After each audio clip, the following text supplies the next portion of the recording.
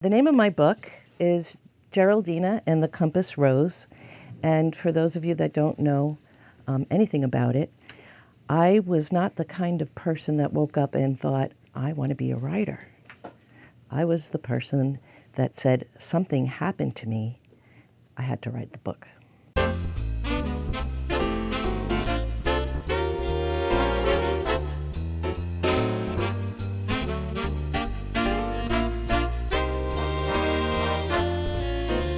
I come from a different perspective, maybe from those that are gifted with that talent. I had to figure it out. And I'm going to read the back cover, only to give you a place. And then I will be reading the first chapter, just so you get an idea of my adventure. Geraldine Brown Giamblanco's unusually strong intuition is propelling her up the ranks in fashion, retail, and marketing. And she's matching up girlfriends one by one with guys that she will marry. She's smart, attractive, loving, and grounded in faith. So why is she still single? In this dazzling memoir, Brown Giamblanco brings to life the devotion to God she learns from her beloved grandmother, Rosaria, and lessons she gains from a gigolo, a psychic, guardian angels, and saints, a U.S. president, and a string of unsuitable boyfriends. From the garment district to Venice to a yacht off sun-splashed Montauk, she hangs on to hope as she searches for her own Mr. Right. Then the incredible happens, and it utterly changes her life. Can spirits of the departed really speak to us on earth? Geraldine and the Compass Rose is an uplifting and empowering story about faith and maintaining hope, because prayers do get answered and miraculous things do happen to ordinary people. So my story starts when I was 30 years old. At that time, I was not married, and I thought to myself, is that something in my future? And I wasn't really sure. And so I had to carry on and figure out my work. So a big part of the book comes from that 30-year wait, anticipating, is it ever going to happen for me? Well, you can see by my shiny little ring here, it did. And it's not a spoiler, it's all good. But something miraculous happened when I did get my ring. And that's really what probed me to write the book. And when I thought about it, my husband and I have a fun little joke when people ask me, what do you do for a living? Well, just recently I told somebody I was a producer, and I thought, because I had to figure out how to put it together. So I'm really pleased with what happened, and I hope you enjoy chapter 1. The Man in the Airport. He was one of the most important people I would ever meet in my life, but I can't remember his face. There's so many things I can recall perfectly about him.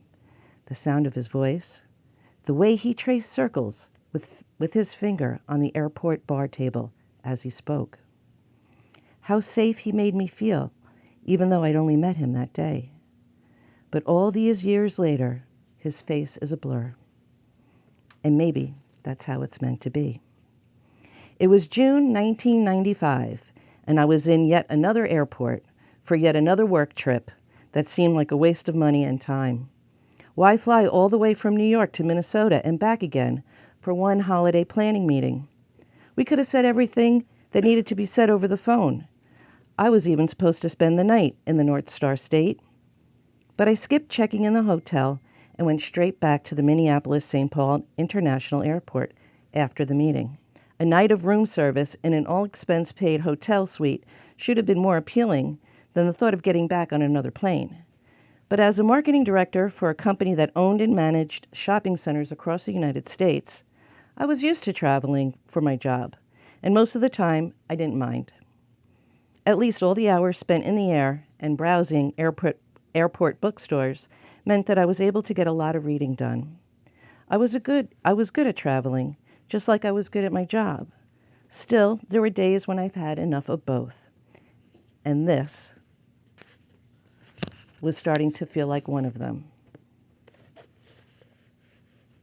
All the minibar treats in the world couldn't make up for the comfort of sleeping in my own bed. And adding to my annoyance over having to make the trip in the first place was the fact that our flight was delayed. At the sound of the announcement crackling over the airport speakers, I could hear the exasperated travelers around me starting to groan. But what was the point of complaining about something that was completely out of my control? Determined to make the best of the situation, I headed to the restroom and swapped my work clothes for my most comfortable Eileen Fisher sweatsuit. With that, I was ready to find the perfect reading material and a snack and settle in for the duration. Scanning the shelves in the kiosk, I found myself drawn to a book with a bright yellow cover. G.I.G. Gig. Americans Talk About Their Jobs. Instinctively, I reached for it, not knowing at the time that so many of the stories in the book would echo the professional frustrations that were brewing inside of me. In fact, I wasn't even fully aware of how frustrated I was yet. My life looked amazing on paper. I was healthy, successful, professional, rapidly ascending the ladder at a major real estate company, a job that took me all over the country. At 30, I was the company's youngest regional vice president. Many people on the outside would have considered my career glamorous. I knew my friends and family thought as much. I was lucky to have people in my life who believed in me and supported me too. Just another thing about my life that seemed perfect. Still, the people closest to me also knew that my life wasn't perfect. They knew that something was missing. At the airport, bright yellow book in hand, I surveyed my surroundings and I looked for a place to relax. Out of all the other stranded travelers, one stood out, even though I said, I can't remember his face. We made eye contact across the busy terminal, just like the song Some Enchanted Evening from South Pacific, You Will See a Stranger Across a Crowded Room. Except this wasn't an enchanted evening, and the stranger I saw wasn't my Prince Charming. He turned out to be my guardian angel. I should have been nervous when he approached me. What could this strange man, who looked to be twice my age, possibly have to say? But I wasn't nervous. It was almost a feeling of recognition I had when I saw him. The way something just kind of clicks in your head when you register a face as familiar. And yet, I had no idea why he was familiar. He wasn't a celebrity. At least I didn't think so. I was sure I'd never met this man in person. So why did I feel perfectly at ease when he offered to buy me a beer? Especially when the truth is, I don't even like beer.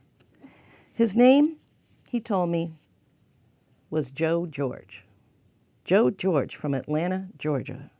It sounded almost like a made-up name, I thought, or a name from a children's book. He didn't tell me much else about himself that I could remember.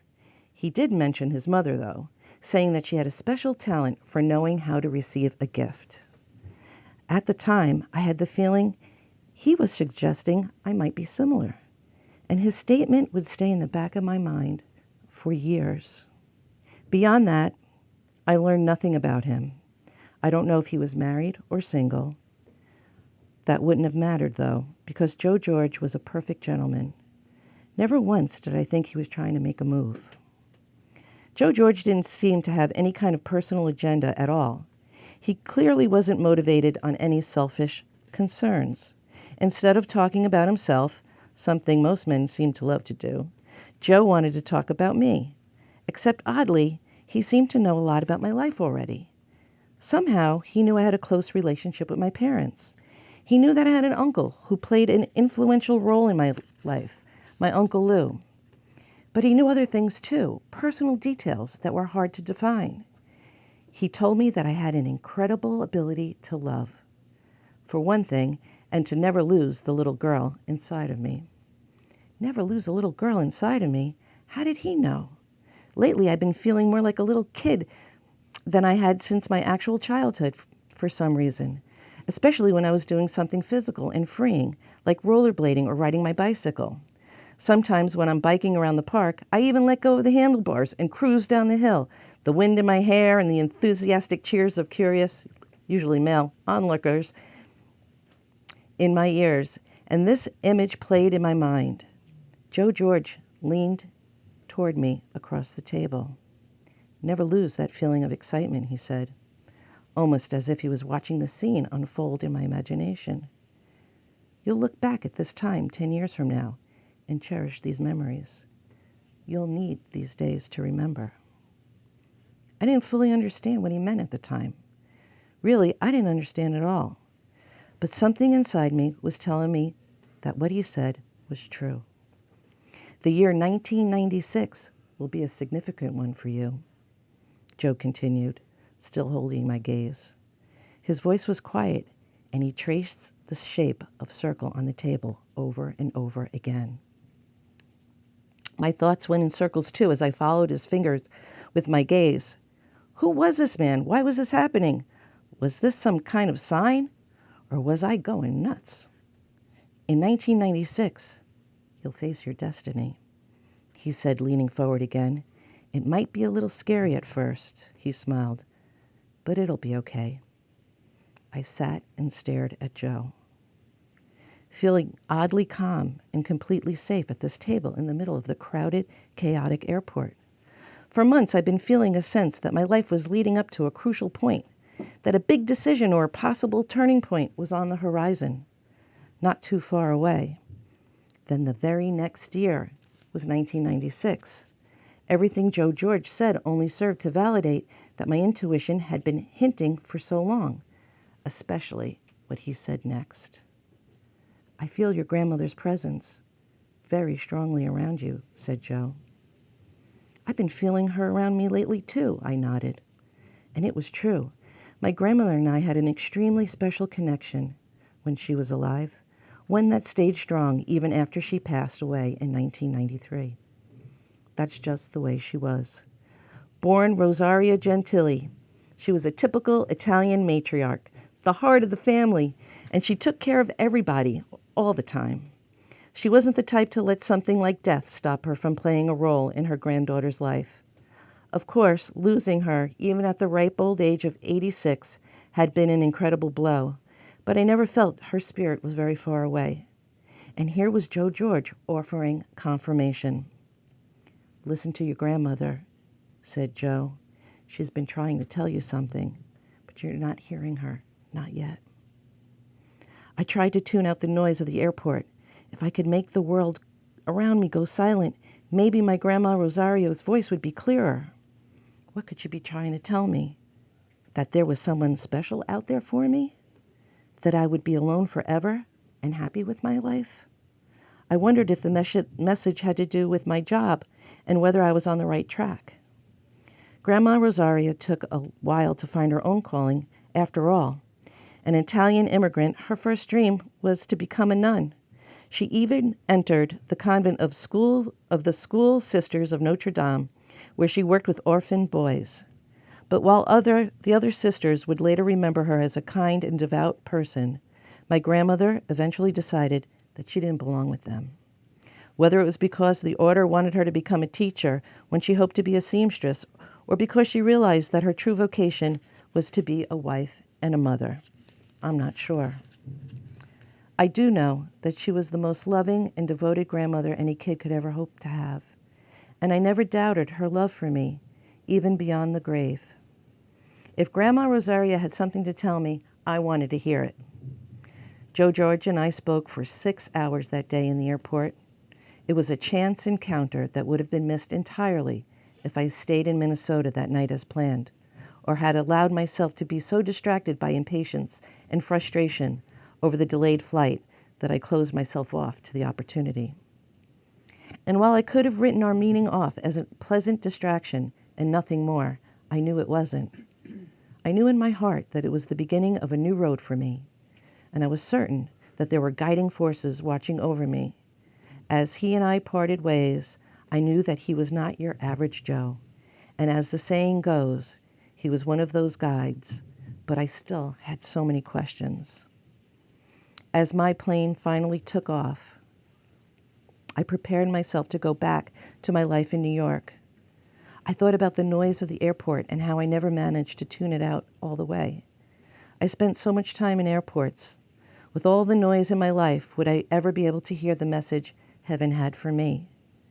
I raised the plastic shade and looked out the window at the endless sky pondering what Joe George had said. He told me to hold on to the little girl inside of me. He said that I would receive a gift and that my grandmother had a message for me that I would know when I heard it. "I'm listening, Grandma," I whispered to the clouds. It was 1:30 in the morning when I finally got home, but the meeting with Joe George had affected me so profoundly that I immediately sat down to write it in my journal. "Guess who I met today?"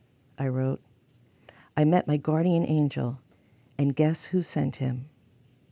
Rosaria Gentili." Thank you. Thank you.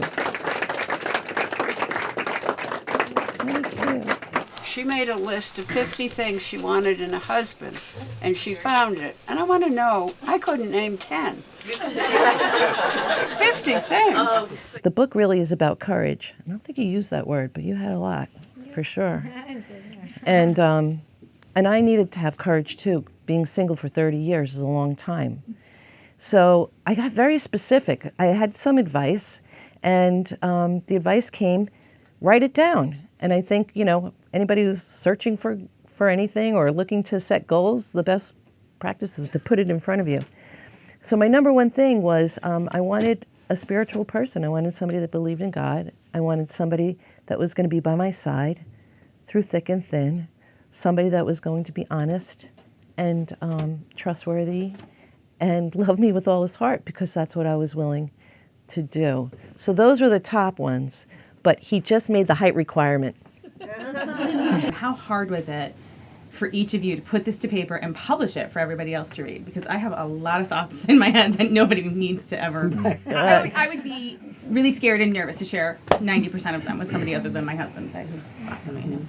2.5 years from the beginning, the idea, what happened was that something miraculous happened. I mean, something that you would watch in a movie, and I felt, because I am a movie person and I am also an avid reader and I love memoir, love Anne Lamott, and I like her frankness, and I felt, how can I get the story out? So I had called somebody that I knew that writes for Hallmark and Lifetime, and they said, yeah, this is a wow story, because I gave them the punchline, and they said, but you have to write a book first. And I remember standing in the kitchen with my husband saying, okay, well, we could do that. How do you do that? So I did a lot of research first. Read memoir books, not only just read memoir, but I also read the books, like Stephen King has a great book out on writing and stuff. And then I got some help. I talked with writers, I worked with writers. My editor's here, actually, right there, Kim, raise your hand. She did a fantastic job. So I think I had 3 drafts, big drafts. Oh, wow. So the first one was kind of like the fairy tale one. The second one was kind of like the movie, the way I envisioned it. But then through the help of editors and also memoir, you have to peel away, they call it the onion, and get down to the real story. And something surfaced that took me by storm. And it took about 8 months before I could put it down on paper. And then I did. And then it was very wonderful, healing process. So, and then there's this beautiful story around it. So the motivation was always there.